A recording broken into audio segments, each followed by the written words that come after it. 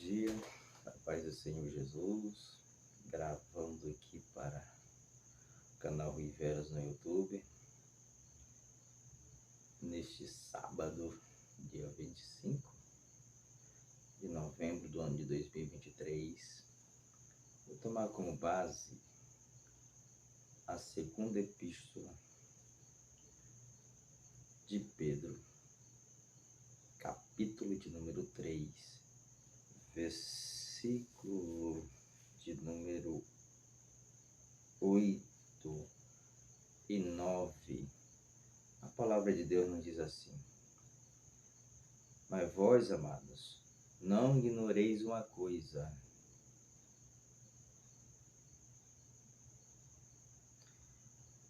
um dia para o Senhor é como 1000 anos,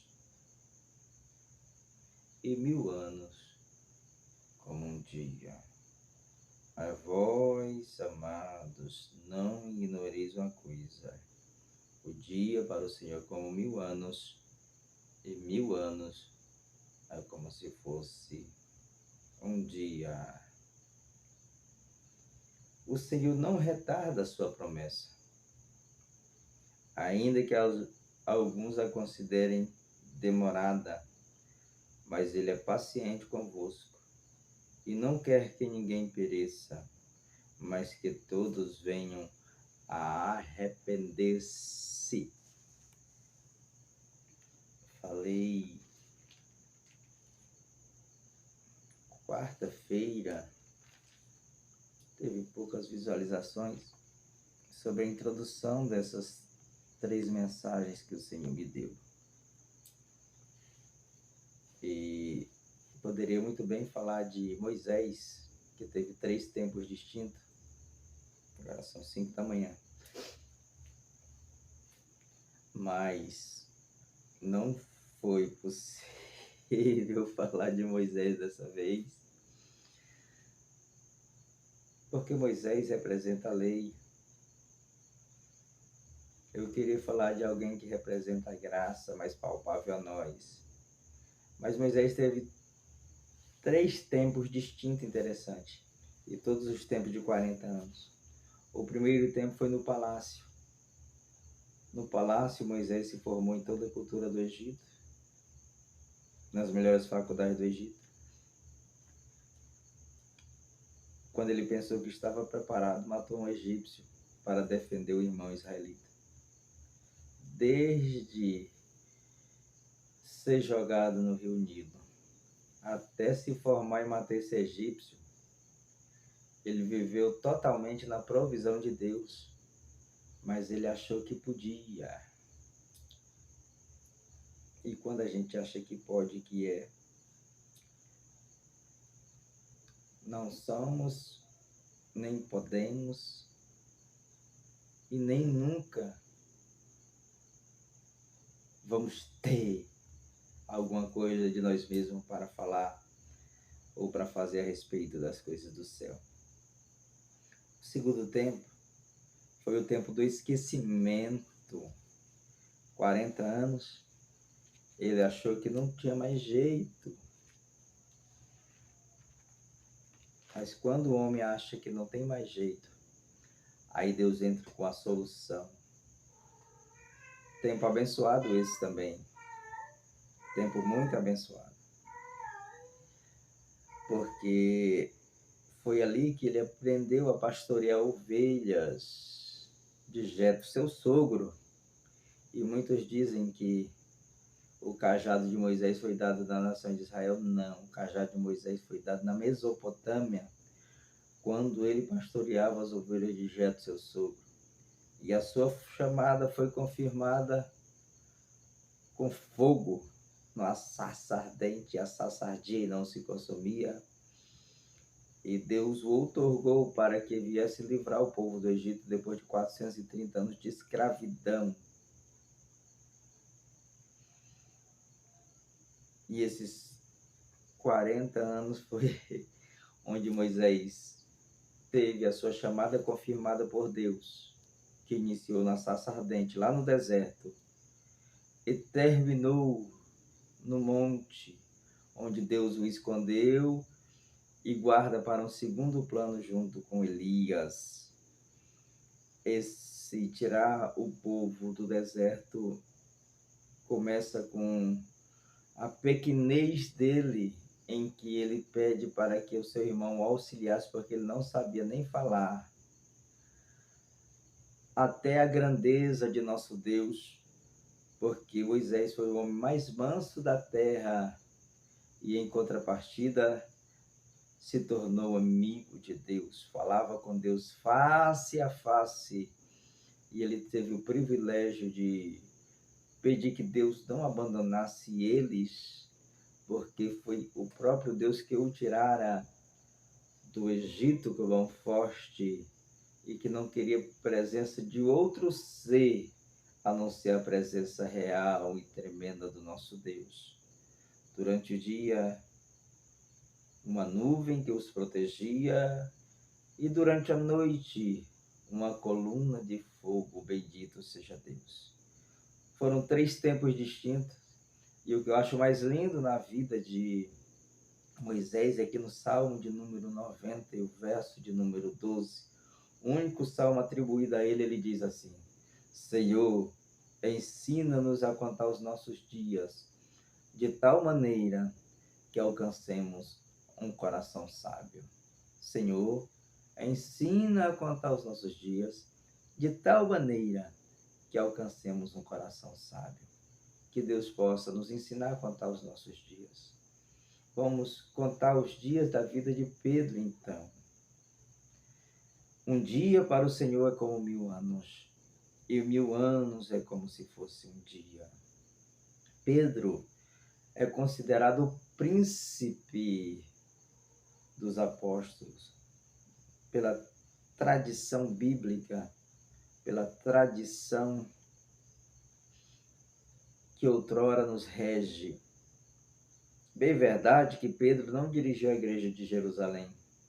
A igreja de Jerusalém foi dirigida por Tiago, João e Pedro. E quem foi o pastor da igreja de Jerusalém foi o irmão Tiago, o meio-irmão. O irmão Tiago, que foi o pastor da igreja primitiva. Igreja essa, a mais perseguida da história. Igreja essa, a que mais sofreu com os algozes do seu tempo. Passou fome, passou necessidade, passou perseguição. E quem era o pastor é Tiago. Tiago, 40 anos, a primeira Assembleia Geral Ordinária foi escrita em Atos 15. Quem presidiu essa Assembleia foi o pastor Tiago, bendito seja Deus. Mas por que eu escolhi Pedro, sendo que eu estou estudando tanto Tiago? Mas eu quero falar de Tiago a partir de janeiro de 2024, se ainda estivermos aqui. Quero falar de Tiago, pastor da igreja primitiva. Mas vamos falar de Pedro, o príncipe da igreja primitiva. Pedro foi levado por André, seu irmão, e quando André apresentou-lhe a Jesus, Jesus logo de imediato mudou seu nome para Cefas. De Simão, filho de Bajonas, Deus mudou seu nome para Cefas, ou o que equivale a Pedro, que significa fagulho de pedra, pedrinha, pequena. Por que eu estou citando assim o nome de Pedro? Porque eu quero falar de Pedro no passado. Pedro tinha uma sogra doente.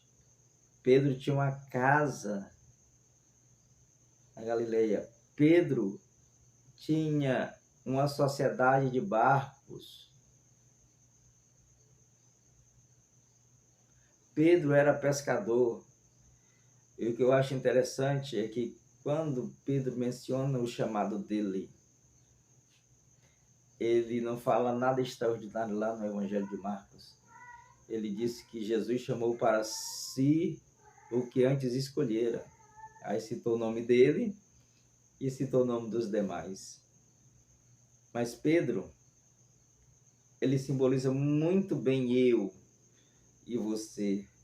Pedro é muito parecido com Jacó, porque Pedro é muito inconstante, Pedro é muito incisivo, Pedro é muito transparente, Pedro é muito verdadeiro, Pedro é muito ele mesmo, é muito eu. Pedro é cheio de verdades. Mas é isso que dá quando Deus chama alguém adulto para fazer a sua obra. A nação de Israel inculca a palavra de Deus nas crianças e fala assim: educa o teu filho no caminho que deve andar e mais tarde não se desviará dele.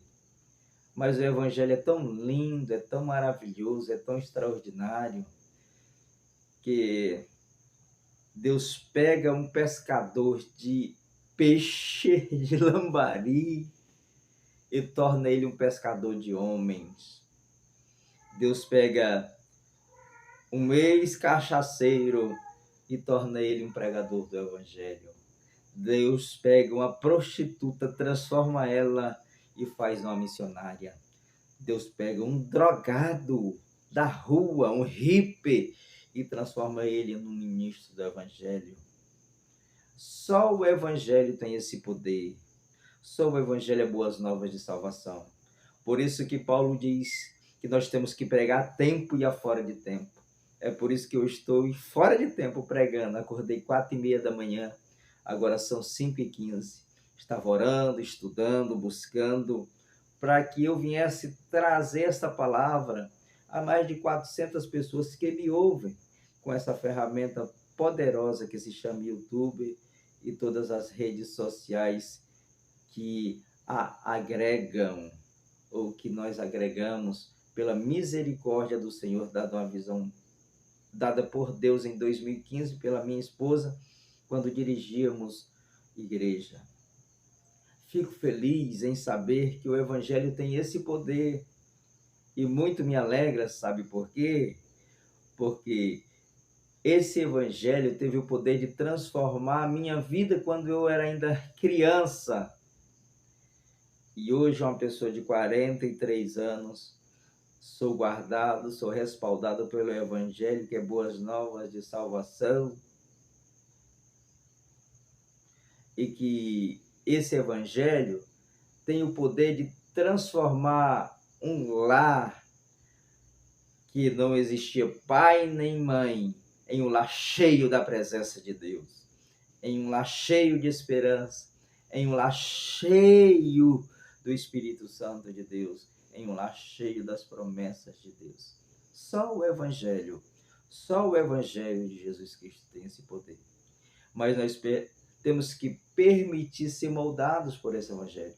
Pedro se permitiu, e o conselho que eu dou para você nessa manhã, nesse meio-dia, nessa noite, eu não sei que horas que você vai estar ouvindo e vendo essa mensagem, é que se permita ser moldado, ser transformado pelo Evangelho. Esse dia alguém me perguntou: o Evangelho muda as pessoas? Aí eu respondi: o Evangelho não tem esse poder de mudar as pessoas. Como assim? O livre-arbítrio é causa pétrea. O livre-arbítrio é causa pétrea.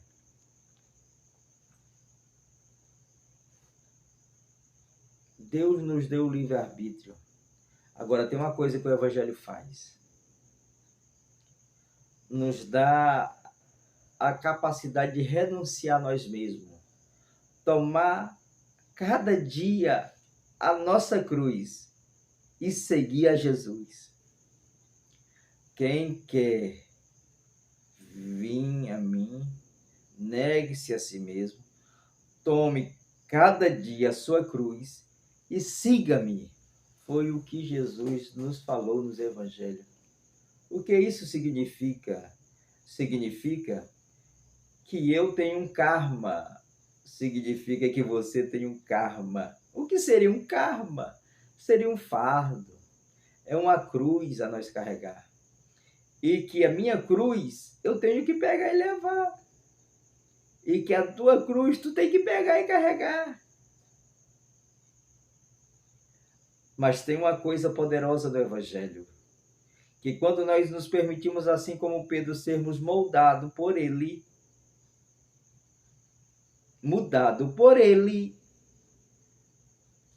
e nos permitimos ir para perto da cruz de Cristo, nós vamos entender que a nossa cruz é tão pequenininha e que o Cristo ressurreto fez por nós através de Jesus é algo extraordinário, que vale a pena nós continuarmos nessa trajetória. A única pessoa que tem esperança além da morte se chama o cristão. A única pessoa que tem esperança além da crise mundial com guerras é o cristão. Porque a nossa esperança não está aqui. A nossa esperança está no Senhor nosso Deus. A nossa esperança está escondida em Jesus. E vale a pena nós seguir a Ele, porque Ele entregou a sua vida por nós, quando nós ainda éramos pecadores. Foi Ele que nos chamou, nos tomou para si. Então vale a pena pagarmos o preço e se permitir ser moldado pela palavra de Deus. Bendito seja Deus. Porque um dia para o Senhor é como 1000 anos, e 1000 anos é como um dia, porque para Deus não há sombra e nem variação de tempo. Para Deus não há sombra e nem variação de tempo. O nosso Deus é imutável. O nosso Deus é poderoso. O nosso Deus é a tempo. O nosso Deus é o mesmo Deus da criação e será Deus daqui a 1000 anos. Ele não vai envelhecer e nenhuma das suas palavras vão cair por terra. Passa céu, passa terra, mas as palavras do Senhor, elas se cumprirão. Mas eu quero lhes dizer uma coisa nessa manhã, nessa madrugada. É que as palavras de Deus não são palavras de condenação. Não, o próprio Jesus disse: eu não julgo ninguém. As minhas palavras. Você está entendendo? Porque a palavra é o crivo, a palavra é bússola, a palavra é luz para o nosso caminho. A palavra nos permite ter o manual do céu das coisas de Deus e que nós temos que nos basear por ela.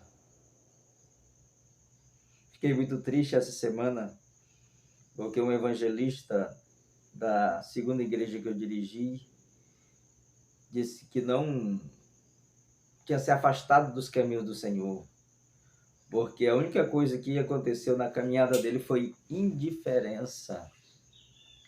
E eu dizia para ele que ele agora estava protegendo a família, que ele agora estava protegendo os filhos.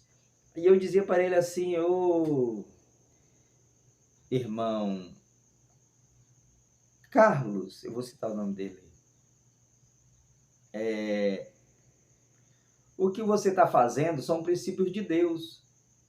Na realidade, o que você fazia como evangelista era ministrar. Deus lhe deu o privilégio de ser embaixador dele.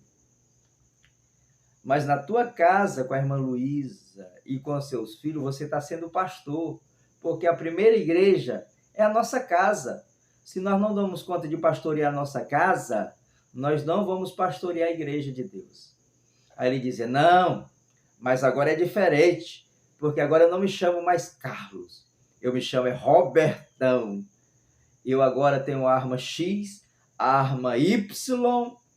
Aí o Senhor, o que foi que aconteceu contigo? E a tua visão? Porque ele tem glaucoma e tinha só 5% da visão em um dos olhos, no outro olho ele é cego. Ele disse: não, eu fiz uma cirurgia e agora eu estou enxergando 35% da minha visão e agora eu guardo a minha esposa com a arma X e a arma Y. E eu pensando: Senhor, o tanto que o homem é ruim. E nós orávamos para que Deus viesse restaurar a visão do irmão Carlos. Mas tu sabe do fim desde o princípio. Agora o homem está enxergando materialmente, está cego espiritual. Tem muita gente dessa forma, que está enxergando materialmente e está cego espiritualmente. Como você prova isso, evangelista Rui? Quando ele estava cego, ele tinha 66 livros, uma arma com 66 calibre para guerrear o inferno e toda a força do mal. Cego, 5% da visão, mas cheio de Deus e do Espírito Santo de Deus. Depois da cirurgia, que ele está enxergando fisicamente, a 44 dele, o rifle dele, o que seja dele, não vai servir para nada. Nada. Mas que Deus venha nos guardar, que nós possamos entender que essa palavra é bússola, que essa palavra liberta, que essa palavra salva, que essa palavra nos direciona para o céu e que nós nunca venhamos perder o foco, o alvo da nossa salvação. Estamos vivendo dias em que, em marcos antigos, nós não podemos mexer. Nós temos que aprender com o meu amigo, meu irmão, a simbologia da igreja, Isaac, que quando Abraão morreu, ele foi reaver os poços de seu pai, para que viesse da água, porque ele entendia que em marcos antigos a gente não pode mexer, na nossa história a gente não pode mudar. Paulo disse que eu carrego no meu corpo as marcas de Cristo. Isso aí ninguém tira. O evangelho ameniza, mas as marcas de Cristo ninguém tira. As marcas do sofrimento, a marca da renúncia, a marca da santificação, a marca de ter algo ou renunciar a algo para ter algo no céu. Ninguém vai tirar isso aí. Há um preço. Mas eu quero dizer para você, um dia para o Senhor é como 1000 anos, e 1000 anos é como um dia, e Deus não retarda um dia a sua promessa. Ele nem falha e nem chega tarde, ele chega na hora certa e com a promessa certa. Se ele te prometeu, ele é fiel para cumprir todos os seus desígnios na sua vida. Agora se fica firme na rocha que é Cristo, e tu verás a diferença entre o justo e o ímpio, entre o que serve a Deus e o que não serve. Mas o que seria marcos antigos? O que eu aprendi na igreja do Ponte, com 5 anos de idade, com 6 anos de idade, com o pastor Silveira, o que eu aprendi na igreja do bairro de Fátima, com meus 7 anos de idade, com o pastor Rafael, e posteriormente com o pastor João Santana, e posteriormente com o pastor Rafael, o pastor Pereira, o pastor Gurerê, todos os outros pastores que me antecederam para que hoje eu viesse estar ou ser, pela misericórdia de Deus, um ministro do Evangelho. Eu não posso menosprezar isso, porque quando eu menosprezo isso, eu estou menosprezando verdades bíblicas. Eu estou menosprezando a carga que eles carregaram. Eu fico imaginando, sabe o quê? A semente do sangue, aquele hino da Mara Lima, o que Pedro pagou para que eu tivesse aqui, o que minha avó pagou para que eu estivesse aqui, o que esses pastores pagaram para que eu estivesse aqui. Então, alguém pagou um preço para que eu viesse ser alcançado por Deus, para que eu viesse ser alcançado pelo Evangelho de Deus. E Deus um dia ouviu a oração de alguém, e Deus um dia teve misericórdia e olhou para mim com olhar de misericórdia. E esse mesmo olhar de misericórdia alcança você nessa manhã. E esse mesmo olhar de bondade alcança você nessa manhã. Então não menospreze este olhar, mas olhe com olhar de misericórdia para as coisas santas. Olha com olhar de misericórdia para os anjos que Deus colocou do teu lado. Muitas vezes esses anjos não falam de Bíblia, mas eles vivem Bíblia na prática. Muitas vezes esses anjos não pregam o evangelho como eu estou pregando, mas lhes dá um copo de água, abre uma porta. É bom pai de família, é bom mãe de família, é bom profissional, é bom pagador. Então se espelhe nessas pessoas, observe essas pessoas e você vai ver que por trás dela ou dele existe alguém que fez com que ele viesse ter esse caráter moldado e pode ter absoluta certeza que é um caráter cristão. É um caráter cristão no Brasil, porque no Brasil mais de 75% da população se diz cristã. Fora o desigrejado, que já é mais de 10%, que também são cristãos. Então a Bíblia tem esse poder, o Evangelho tem esse poder. Por que eu estou mencionando isso? Por que eu estou falando isso? Porque Pedro estava lutando contra o gnosticismo. Você não sabe o que é gnosticismo, mas eu quero lhe contar. Pedro calmamente falava sobre os gnósticos, porque os gnósticos, ele dizia, esse corpo aqui para nada serve. Se você quiser chegar para perto de Deus, você tem que matar esse corpo, tem que prostituir esse corpo, tem que abortar esse corpo, tem que fazer tudo que não presta desse corpo, porque tu fazendo assim, tu vai alcançar a misericórdia de Deus. Mentira! A palavra de Deus nos diz assim: sede santo, porque o Senhor vosso Deus é santo. Sede santo em toda a vossa maneira de viver. Paulo disse: sede santo em todo espírito, alma e corpo. E o que é ser santo? É ser separado para fazer algo. Nível de santidade não se especifica, porque o que Deus cobra de mim, Ele não cobra de você. Mas o que Deus cobra de você, Ele não cobra de mim. Então, cada um fique na vocação em que foi chamada. Com tuas verdades, em marcos antigos que teus pais te ensinaram, pratique. Porque o pai nunca vai ensinar uma coisa ruim para o filho. Porque o pai nunca vai ensinar uma coisa ruim para o filho. Porque o pastor nunca vai ensinar uma coisa ruim para a ovelha. Porque o espírita nunca vai ensinar coisa ruim para os seus seguidores. Porque um ancião nunca vai ensinar uma coisa ruim para os seus congregados. Porque o evangelista nunca vai deixar de evangelizar a verdade de Deus. Então pratique. E deixe de botar a culpa em fulano ou ciclano. Não, eu fracassei por conta de fulano ou ciclano. Não, você fracassou porque você é o dono do seu destino, você fez as escolhas erradas. E a partir do momento que você assumir, eu errei, e se voltar para Deus como filho pródigo, você vai ver a diferença na sua vida. Essa é a verdade. Esse é meu lema de vida. Se eu acertei, que eu mais erro do que eu acerto, a glória é para Deus, a honra é para Deus, a bondade é para Deus, o louvor é para Deus. Agora, se eu errei, a culpa é minha. E aí eu tenho que correr para os pés de Jesus e dizer: Senhor, tem de misericórdia de mim, que sou um pecador.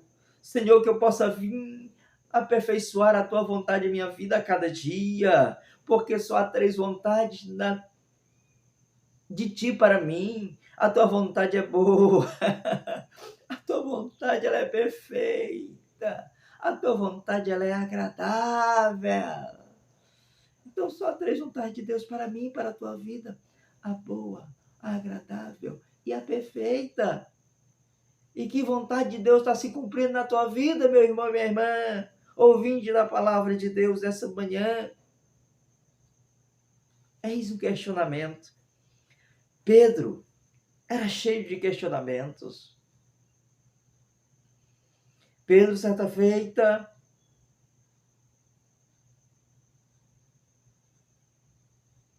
se atravessou pelo meio, quando na Santa Ceia Jesus estava ensinando que o maior é o menor, e Jesus precisa continuar ensinando hoje. Porque eu acordo 4h30 da manhã, não é porque eu quero, É porque o evangelho de Cristo me constrange, eu sinto que não estou fazendo nada e tenho que fazer alguma coisa para Jesus. Eu entendo que eu sou o menor. E Jesus começou a pegar um pano porque eles estavam questionando quem era o maior no reino do céu. Jesus disse que ia morrer, e Jesus estava angustiado até a morte, e ele dizia, agora Jesus vai morrer, quem vai ser o maior? Se o nosso reino é do céu e não da terra.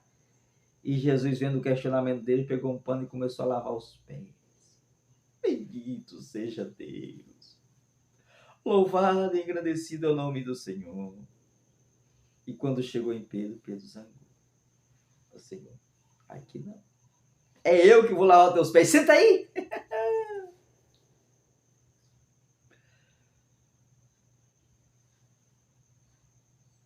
E Jesus disse, Pedro, se tu não assim o fizer, não terá parte comigo. Ah, já que é assim, o maior no reino do céu é o menor aqui na terra? Então, sapeca aí a água no meu corpo todo. Já tu querendo se auto-humilhar?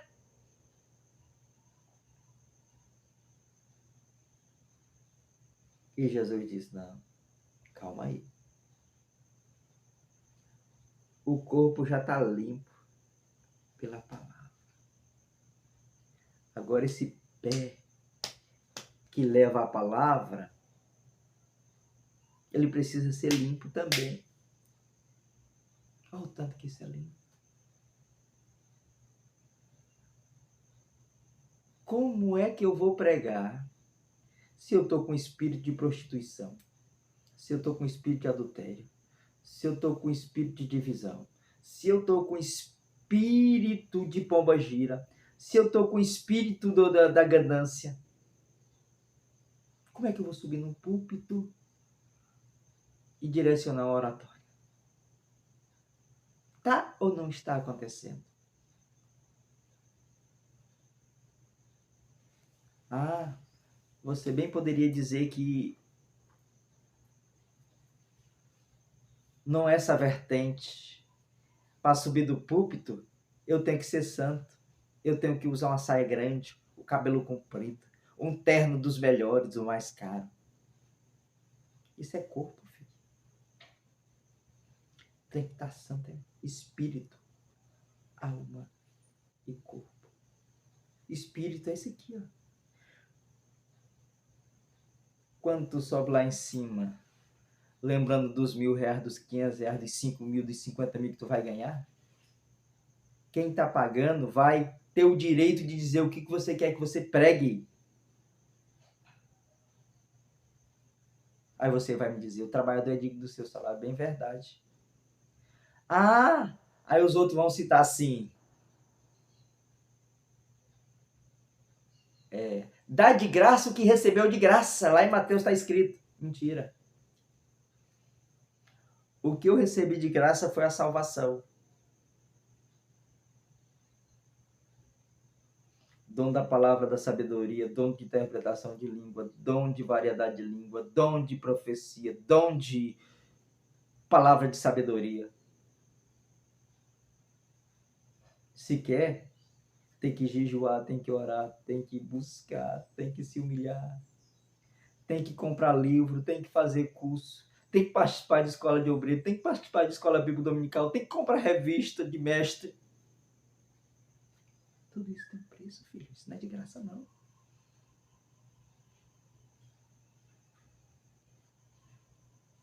E sobre o que você está falando?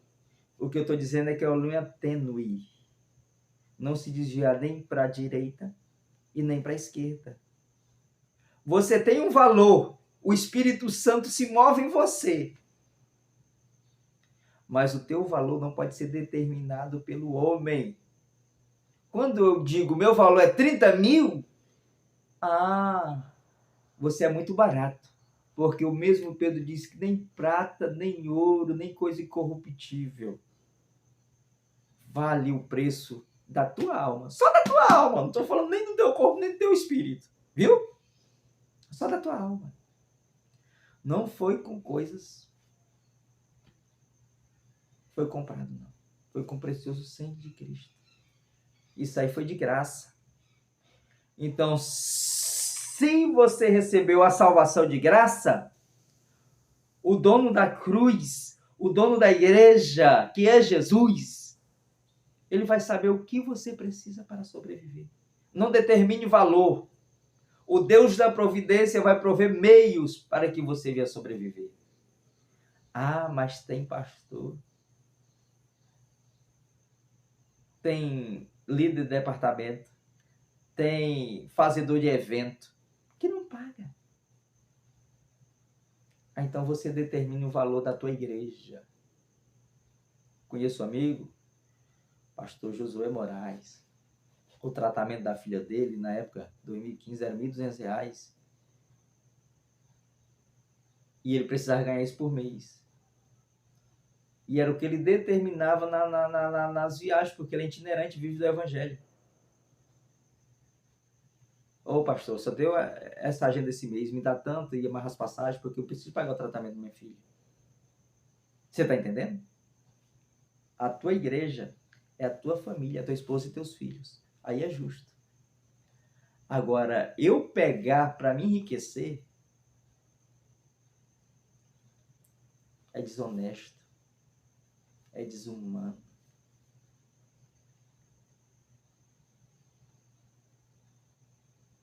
E quem paga está errado.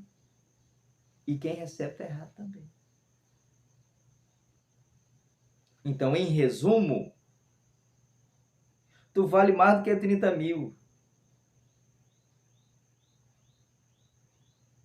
Tá aí uma coisa que eu não gosto de fazer. Esses dias eu vou dar um comentário. No Natal. No Natal.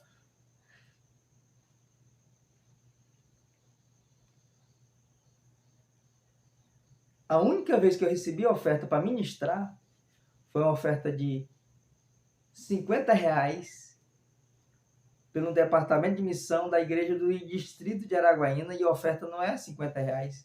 A oferta é R$100 para pregador de fora. Eu tive que comprar um terno no valor de R$600, porque eu não sou advogado, não sou promotor e nem sou juiz para ter ternos internos. E a igreja era a grande igreja do distrito. Quando deu no final da administração, parece que o cara achou que a mensagem não foi do jeito que ele queria, que a mensagem não é minha, a mensagem não é dele, a mensagem é de Deus. Me deu a metade do valor, R$50. Dias depois. Tem isso também, né? E por que você não gosta de pregar em igreja? Porque ministrar é tirar espírito. E se eu fosse cobrar para tirar espírito, ou botar espírito em pessoa, é um valor incalculável. Um valor incalculável. Então, é impagável isso aí. Isso é impagável. Então, eu prefiro ficar na brecha. Disse não algumas vezes, porque eu vou se eu quiser, eu não sou obrigado. Eu tenho dever, mas eu não tenho obrigação nenhuma. Se eu sinto que é de boa fé, que a pessoa está precisando de uma ministração, se Deus diz, meu filho tem uma mensagem X para lá, amém, eu vou e levo. Agora, se eu sinto que é só por vaidade, ou por obrigação, eu não vou não sou obrigado.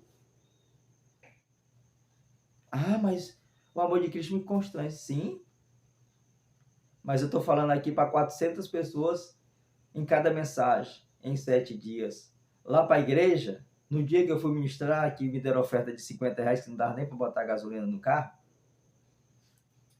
se tivesse muito, tinha 100 pessoas. Não tinha, não. E é só para crente, né? Ministrar para crente, Deus me perdoe. Mas crente gosta de ruba-ruba. Gosta de xerebebel, entendeu? E o evangelho é da verdade.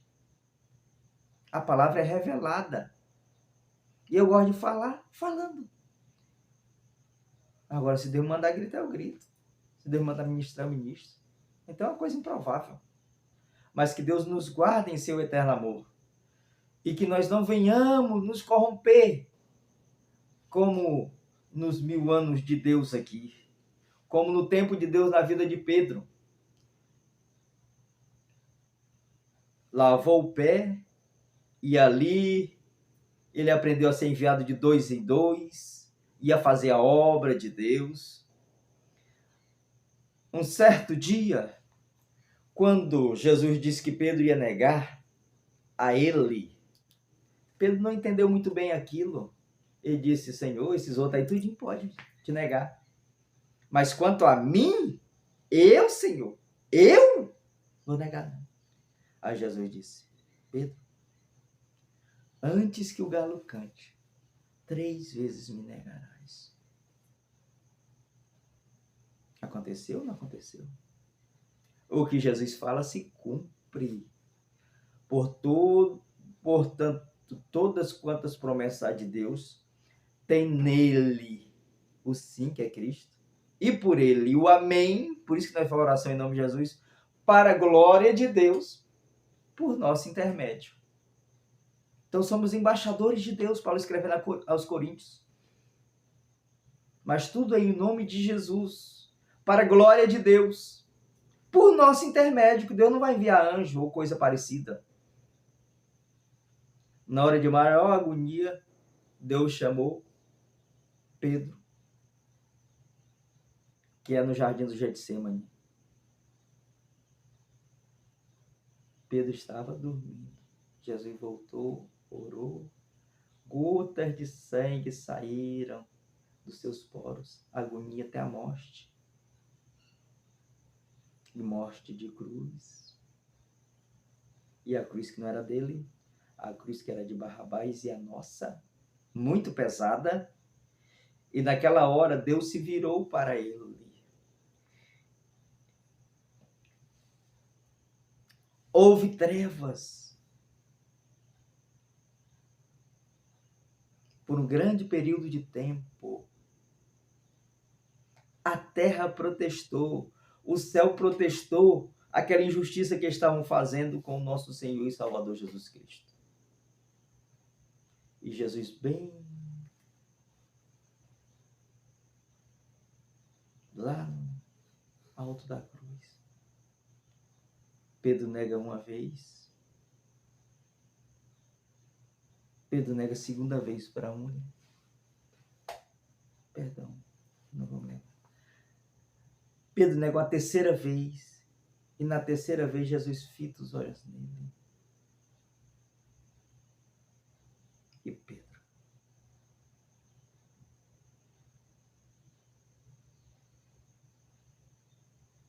se desviou. Pedro saiu ali para se desviar mesmo. Vou pescar. Acabou-se. Pegou sua tralha de pesca e foi pescar. Aqui eu abro um parêntese para dizer que esse é o tempo passado de Pedro. E para dizer para você que é líder, seja da tua casa, seja da tua sala de aula, seja do teu local de trabalho, seja na tua igreja, seja no teu ministério, o líder, ele nunca ficou e nem nunca ficará neutro. Aí você vai dizer, Pedro era intempestivo. Pedro, ele estava com cajado na mão. Uma coisa é você ficar apontando o dedo. O pastor Paulo errou. Eita, pastor Paulo. Eita, pastor Boaventura. Tá errado. Tá errando. Tá errado. É fácil apontar erro. Difícil é apontar solução, não é? Nunca o líder, o professor na sala de aula. Não, professor, deixa eu resolver essa equação aí. Ele ligeirinho resolve. Vai lá e não dá conta. O líder, ele nunca vai ficar neutro. Ele tem sempre um ponto de vista. Ou ele é direita ou ele é esquerda. Ou ele é constituinte. Não tem como ele ficar neutro. Ele é prótos, elétros e neutro ele não vai ser. Porque o líder é referência, o líder é cabeça. Deus coloca o líder como cabeça, não como cauda. Pedro se desvia e foge e vai pescar. Porque as palavras de Jesus tinham se cumprido na vida dele. Ele, envergonhado, achou que não tinha mais jeito, porque Jesus já tinha morrido, não ia perdoar mais ele. Mas ele tinha se esquecido que ali estava se indo o carpinteiro de Nazaré, o filho de Maria e do Espírito Santo, concebido pelo Espírito Santo. E que logo mais ia aparecer o Cristo ressurreto, o Filho de Deus, que desceu às mais profundezas das trevas para buscar a chave do diabo e do inferno e estar com ele até hoje. O diabo é o único que não tem a chave da casa dele. Ele vai ser lançado no lago de fogo logo mais, daqui a 1000 anos, ou quem sabe daqui a um dia, porque um dia para o Senhor como 1000 anos, louvado seja Deus. Se você for observar a reconciliação de Pedro, é como a minha e como a tua. Quantas vezes nos frustramos no ministério? Quantas vezes nos frustramos em casa? Quantas vezes nos frustramos no serviço? E sabe qual é o local certo? Você está numa mata, não está numa mata, e você se perde nela, é fácil. Volte para o ponto de origem. Ah, mas eu não dou conta do ponto de origem. Então durma, passa a noite na mata. Descansa. Amanhã, quando o dia amanhecer, você vai lembrar do ponto de origem e vai voltar e vai fazer certo e vai acertar o caminho de casa e será bem-aventurado. Bendito seja Deus. Entendes o que eu estou falando? Lembra de onde caístes e volta a praticar as mesmas obras.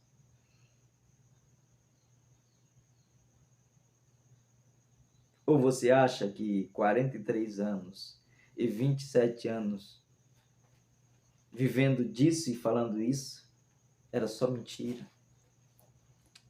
Era só verdade, é só verdade. Jesus disse: eu sou o caminho, a verdade e a vida. Ninguém vê o Pai senão por mim. Se errei, foi eu que errei. Se falhei, foi eu que falhei. Atribua isso a você. Mas atribua toda a honra e toda a glória para Deus. Aí tem mais um a quem. Cuidado, Carlos. Cuidado, João Batista, que o anzol de Jeová pode lhe buscar onde você estiver. Quantas vezes o anzol de Jeová não já me pegou aí? Foi o que aconteceu com Pedro. Estava pescando e quando observa, João vê o próprio Cristo lá e reconheceu. E o que eu acho lindo é quando eles desceram do barco, Jesus já tinha pão. Né? Não, Jesus tinha peixe. Peixe. Por que peixe? Pastor José Carlos, lá da igreja Sergipe, não come peixe. Por quê? Porque o pastor Paulo, meu presidente, ele disse que peixe tem que saber comer. Tem que saber tirar as espinhas, né? Ou então, pega o filé e deixa as espinhas lá no braseiro.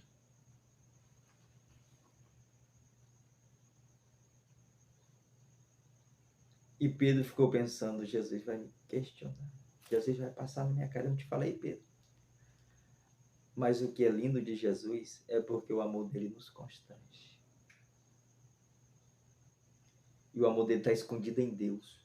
Porque Deus amou o mundo de tal maneira que deu seu Filho unigênito, único, para que todo aquele que nele crê não pereça, mas tenha a vida eterna. E Jesus foi ter com Pedro. Pedro, tu me ama? Apacenta o meu cordeiro. Não, Pedro, tu me ama? Cuida dos meus cordeiros. Pedro, não, Simão. Simão, porque todas as vezes que Jesus queria bater em Pedro, chamava de Simão, o nome velho. Era o velho homem, pois pega, velho homem. Todas as vezes que Jesus queria elogiar, Pedro chamava pelo nome de Pedro, né? De Cefas.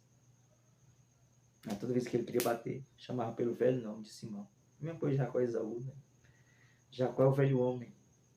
Mas o que é lindo é que é o Deus de Jacó, é o nosso refúgio. Aleluia! Salmo 46. Já Israel é o homem transformado, que brigou com o próprio Deus, para que o seu nome viesse a ser mudado, e para que a sua bênção viesse a ser alcançada. Teofania, que se chama aquilo. Cuida dos meus cordeiros. Simão, tu me ama? Apacenta as minhas ovelhas. Simeão, tu me amas? Apacenta. Cuida das minhas ovelhas 3 vezes. Por que 3 vezes? Há 3 tipos de amor, sim. Mas quantas vezes Simão negou a Jesus? 3. A última vez, Pedro ficou triste, porque ele lembrou desta feita com certeza. E disse, agora ele vai passar na minha cara. E eu não vou suportar. Essa cruz já está tão pesada e eu estou carregando sozinho, não vou mais suportar. Mas vai ter momentos, isso é profético, que você não vai carregar a sua cruz. O próprio Jesus vai pegar e vai levar. Só ele tem esse poder. Entrega o teu caminho ao Senhor. Confia nele e o mais ele fará. Bendito seja Deus. Bendito seja Deus. A primeira, cordeiro. O que é cordeiro? Corre, pula, sobe montanha, dá coice. Dá muito trabalho. Pastor, não quer ter trabalho, né, hoje em dia. Mas pastor tem que cuidar de cordeiro também.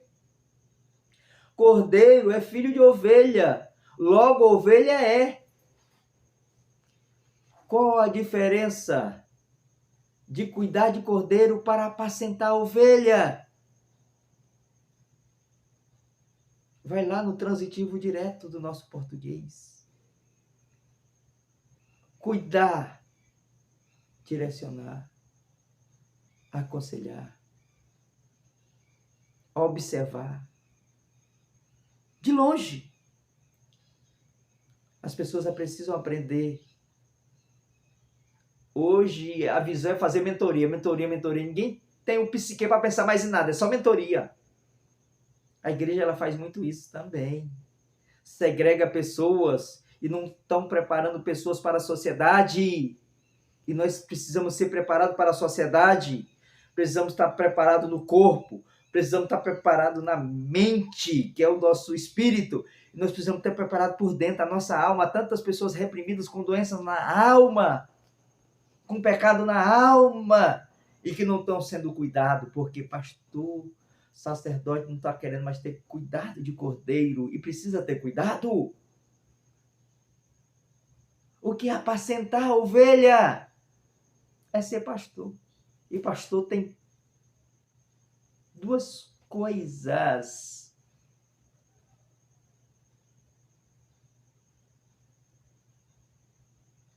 Tem cajado e tem vara. Cajado puxa, tira do abismo e coloca na estrada.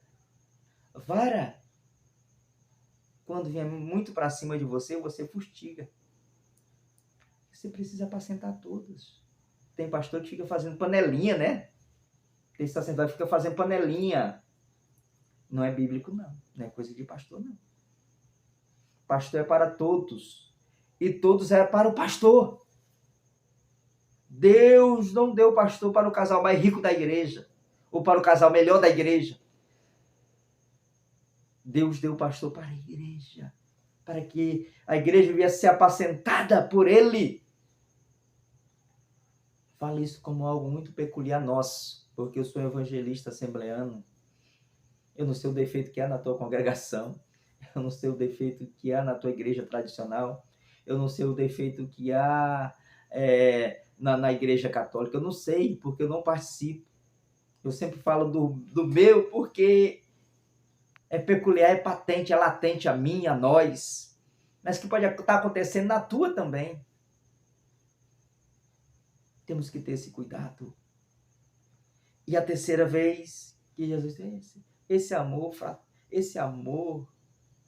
eu tenho. Não fica passando isso na minha cara, não. Tu sabe que eu te amo mais do que a todos. Mais do que a todos aqui eu te amo. Por quê? Porque o amor dos outros eu não sei mensurar. Agora, o meu amor por ti, eu dou conta de mensurar. E eu mensurando o meu amor por ti, eu te amo mais do que todos, porque eu não estou vendo o amor dos outros. Aí Jesus diz, apacenta as minhas ovelhas. Os meus cordeiros, perdão. Não. Cuida. A terceira vez é cuida das minhas ovelhas. O que é cuidar? Tirar a lã. O que é cuidar? Levar para beber água. O que é cuidar? Levar para pastos. O que é cuidar? Arrumar cercas. Isso é cuidar. Em resumo, cuidar de cordeiro e cuidar de ovelha é a mesma coisa. Ela vai ser sempre em defesa. Lembra do que eu falei, que o líder precisa ter liderança? Se ele não tiver liderança, ele é liderado pelos outros e está errado. Pedro, até quando se desviou, estava certo. Porque ele estava tendo a verdade dele e Deus, através de Jesus, foi buscar ele e botar no caminho novamente. E aí, no final, para finalizar, que já vai 57 minutos de mensagem, Jesus profetiza para ele, ó, quando tu eras mais moço, tu te cingia a ti mesmo. Agora, quando tu tiver velho, outros te cingirão. Jesus estava falando com que tipo de morte Pedro iria morrer. Ia morrer velho, crucificado. E alguém ia vestir ele igual vestiu a Jesus. Você lembra que vestiu a Jesus? Deus não se deixa escarnecer, tudo que é um plantio ele vai colher. O mesmo tipo de morte, o mesmo sofrimento, Jesus está dizendo, você vai pagar com a mesma moeda. Isso aconteceu. Só que Pedro estava tão convertido que não se permitiu ser crucificado de cabeça para cima, mas de cabeça para baixo.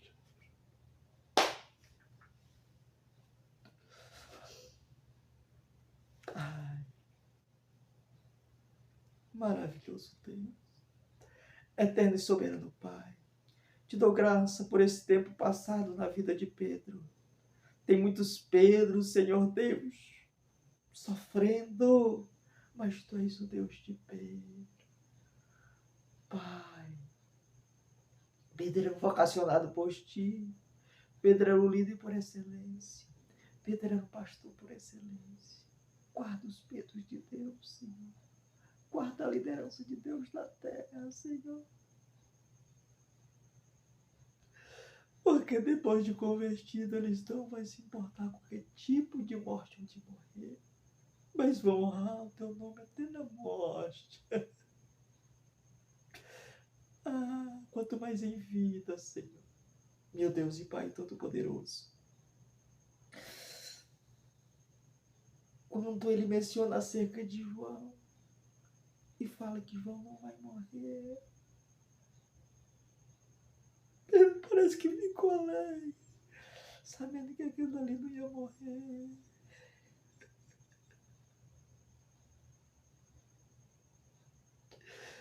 Quando estamos em Ti, não importa o sucesso do outro, o fortuna do outro. O importante é que estamos em Ti, Senhor. Em Ti. Tu és a videira verdadeira. Nos guarda, nos protege, nos condiciona de acordo com a tua vontade. A tua vontade é boa, é perfeita e é agradável. Em o nome de Jesus te peço, Pai.